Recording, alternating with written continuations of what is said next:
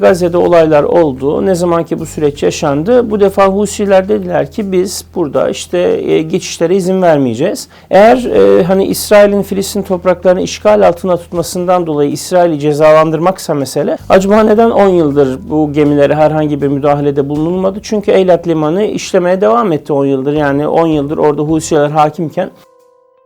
Arap Baharı dediğimiz bu bölgesel fırtına süreci 2011'de başladığı zaman 2010'un sonundan 2011'in başına doğru tabii coğrafyada bazı ülkeler bu fırtınadan özellikle etkilendi. Bunlardan bir tanesi Yemen'di. Yemen'de 1970'lerin başından 2011'lere kadar Ali Abdullah Salih isimli asli olarak Zeydi, yani Şiiler içerisinde Ehl-i Sünnet'e en yakın fırka olarak kabul edilen bir gruba mensup olan birisi Yemen Devlet Başkanı'ydı. Ali Abdullah Salih 2011'de Suudi Arabistan'ın da girişimleriyle devrildi ve yerine yardımcısı geçirildi. Fakat yardımcısının geçmesiyle Ali Abdullah Salih bu yeni durumdan memnun olmadı ve ülkenin kuzeyinde, başkent Sana'nın da içinde bulunduğu bölgede kendi iktidarı sırasında düşmanları olan Husilerle, yani İran'ın ideolojik olarak desteklediği bir başka fırkayla, bir başka grupla işbirliğine girişerek kendisini deviren Suudi Arabistan'a karşı mücadeleye başladı. Yani hakikaten Orta Doğu'nun böyle ironilerle dolu bir süreciydi o. 2011'den 2014'e kadar bu süreç devam etti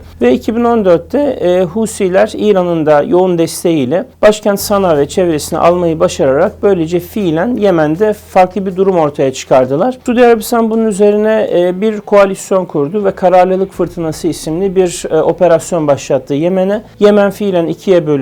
Yemen'in güneyinde Suudi Arabistan ve müttefiklerinin desteklediği bir hükümet oluştu. Kuzeyinde de Ali Abdullah Salih ve Husilerin ittifakıyla fiili bir durum meydana geldi. Ali Abdullah Salih daha sonra Suudi Arabistan'a yine Husilerle kavga ettikten, gerilim yaşadıktan sonra kaçmak isterken Husiler tarafından öldürüldü ve Yemen'in kuzeyi özellikle 2014'ün ikinci yarısından itibaren artık tamamen Husilerin kontrolü altına girmiş oldu. Şu anda baktığımız zaman bölgede yaşanan sürece özellikle İran'ın Filistin meselesini de son 3,5 aydır gündeme alarak bir adeta bir vesile ve bir sebep kılarak coğrafyada tekrar kendi mezhep temelli dizaynını oluşturmaya devam ettiğini görüyoruz. Dikkat çekici bir şey var. 2014'ten günümüze, yani yaklaşık 10 yıldır Husiler Babül Mendeb Boğazı'nı, yani Kızıldeniz'in Hint Okyanusu'na açıldığı boğazı kontrol etmiş olmalarına rağmen şimdiye kadar İngiliz, Amerikan, İsrail herhangi bir yabancı bandıralı gemiye müdahalede bulunmadılar. Ama ne zaman ki Gazze'de olaylar oldu, ne zaman ki bu süreç yaşandı, bu defa Husiler dediler ki biz burada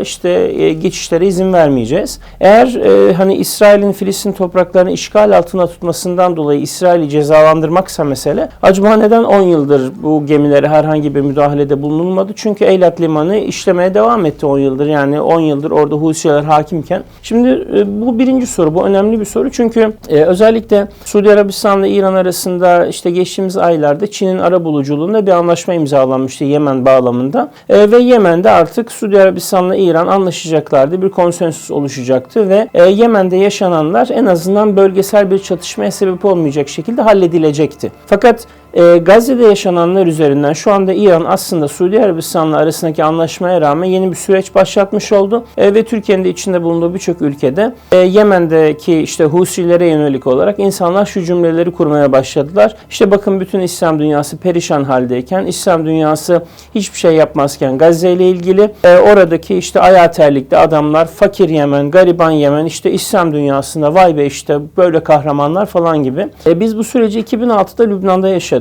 Lübnan 2006 yılında 34 gün boyunca İsrail'in çok yoğun saldırılarına sahne oldu. Ve o dönemde Lübnan'ın özellikle güneyi, Sur ve çevresi başta olmak üzere Hizbullah örgütü, yine İran'ın kontrolündeki bir örgüt, Lübnan'ı savundu. Gerçekten bütün İslam dünyası şimdi nasıl Husilere sempati besliyorsa o dönemde Hizbullah'a karşı büyük bir sempati dalgası doğdu. Sonra ateşkes oldu. İsrail çekildi. 34 günlük saldırı bitti.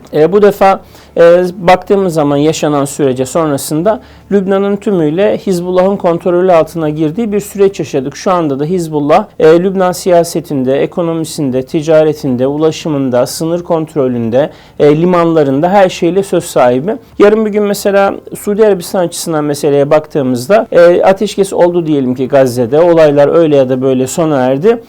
Şu anda Suudi Arabistan'ın kuzeyinde özellikle Irak ve Suriye artık tamamen İran'ın kontrolünde Suudileri kuşatmış durumda kuzeyden. Güneye baktığınız zaman bu defa Yemen'de bu sürecin sonucunda artık İran'ın böyle doğrudan kontrol ettiği ve Babülmendeb Boğazı'nda böyle bir Şii karakolu olarak artık orada ortaya çıkmış olacak. Tabi burada İslam dünyası hangi yanlışları ya da hangi eksikleri yaptı ki İran'a alan açtı sorusu da tabii ki sorulabilir. Hedefin Mescid-i Aksa olması, geçtiğimiz haftalarda İsmail Haniye Katar'ın başkenti Doha'da bir konuşma yaptı. Orada şu vurguyu öne çıkardı. Dedi ki Aksa tufanı öncesinde 3 önemli gelişme yaşandı. Bunlardan birincisi Filistin davası bütün dünyada adeta böyle kenara atılan, tümüyle böyle insanların 2., 3., 5. gündem sırasına itilen ve tümüyle önemsenmeyen bir konuya dönüşmüştü dedi. Yani sadece Arap dünyasında değil bütün dünyada Filistin davası unutulmuştu dedi. Birinci Aksa tufanı öncesi yaşadığımız birinci süreç buydu dedi. İkincisi İsrail'de hedefi tümüyle Mescid-i Aksa'yı yıkmak, yok etmek ve yerine bir Yahudi mabedi yapmak ve Batı Şeria'yı Yahudileştirmek olan radikal ve ırkçı bir yönetim, bir hükümet iş başına geldi dedi. İkinci gelişme buydu dedi ki Netanyahu hükümetini kastediyor. Üçüncü gelişme de dedi Suudi İsrail'le normalleşme treni, bu ifadeyi kendisi kullandı. İsrail'le normalleşme treni dedi. Bölgemizdeki bazı başkentlere uğramaya başladı ki bu da çok tehlikeli bir gelişmeydi dedi. Tabii hangi ülkeyi kastetti, hangi başkentler? Şimdi 1979'da Mısır, 1994'te Ürdün zaten İsrail'le anlaşma imzalamışlardı. Barış anlaşması. Sonra bunu 2020'de Trump'ın girişimleriyle Birleşik Arap Emirlikleri, Sudan, Bahreyn ve Fas Krallığı izledi. Peki İsmail Haniye'nin bahsettiği bu yeni normalleşme treninin uğradığı başkent neresi? Tabii ki Riyad. Suudi Arabistan'ın başkenti. Hatırlayacak olursanız özellikle birkaç ay önce bu Aksa tufanı öncesinde Suudi Arabistan Veliaht Prensi Muhammed Bin Selman bizatihi kendi ağzından Amerikan televizyonlarına bir açıklama yaparak İsrail'le normalleşmeye çok yakın olduklarını bu ifadede kendisine ait ifade etmişti. Şimdi tabi Suudi Arabistan'ın İsrail'le normalleşmesi diğer hiçbir ülkenin normalleşmesi gibi olmayacak nihayetinde ve baktığımızda özellikle Mescid-i Aksa'nın güvenliği, Mescid-i Aksa'nın İsrail tarafından daha da böyle abluk altına alınması bu süreçte Filistinlilerin en çok korktuğu şeydi. Çünkü Suudi Arabistan İsrail'e sadece barış anlaşması yapmayacaktı. Aynı zamanda güvenlik anlaşması, aynı zamanda istihbarat anlaşmaları, bir takım şeyler bunu beraberinde getirecekti. Ve böyle bir anlaşmanın yapılması durumunda Mısır ve Ürdün Filistin davasında kenara itilip yerine Suudi Arabistan gelecekti. Tabi Suudi Arabistan'ın da İsrail ilişkileri son derece iyi ve birçok alanda da gelişmiş olduğu için Filistinli gruplar şundan çekindiler. Aksa ile ilgili hassasiyetlerimizi acaba Suudi Arabistan koruyabilecek mi? Bu noktada bir takım endişeler ortaya çıkınca tabi ister istemez bu İsmail Haniye'nin kendi ifadesi Aksa tufanını dedi bunun için yaptık. Tabi Suudi Arabistan zikretmedi ama çizmiş olduğu çerçevede anlaşılıyor ki Aksa tufanının en büyük hedeflerinden bir tanesi Mescid-i Aksa'yı yıkma hedefiyle iş başına gelen bir hükümetle Suudi Arabistan'ın barış anlaşması imzalamasını engellemek, böylece Filistin'de şu anda sahada yaşanan süreci en azından bir süre daha geciktirmek. Tabii Filistin grupların birlik olması, birlik olabilmesi meselesi aslında geçtiğimiz yüzyıldan beri Filistin davasının en çok böyle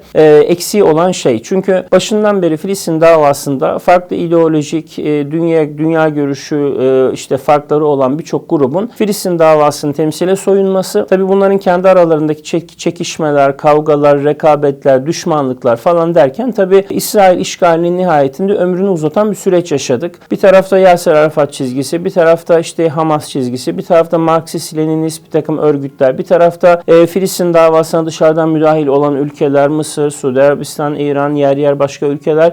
Sürece yakından baktığımızda aslında Filistin davasını tam olarak kim temsil edecek sorusu anlaşılıyor ki Filistin davasının, Filistin meselesinin temelindeki sorulardan bir tanesi. Çünkü mevzuya bu açıdan baktığımızda şu anda Batı Şeria'da hakim olan Ramallah merkezli Filistin yönetimi diyor ki bu sürecin temsilcisi, tek meşru temsilcisi benim. Ama 7 Ekim'den sonra yeni bir gerçeklik, yeni bir sahada dengeler ortaya çıktı. Hamas bütün gücüyle şu anda Filistin siyaset sahnesini domine etti.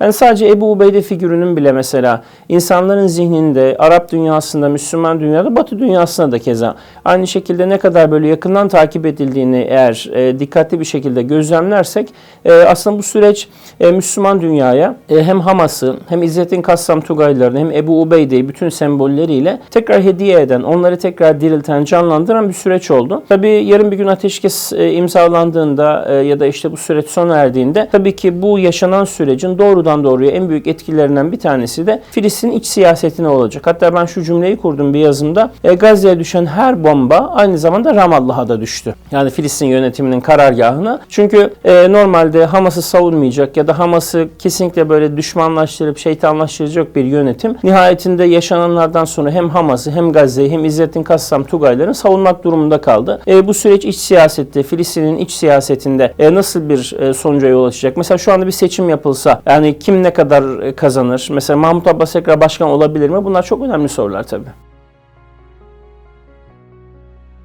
Şimdi tabii Suudi Arabistan'ın İsrail'le normalleşmesi diğer hiçbir ülkenin normalleşmesi gibi olmayacak nihayetinde.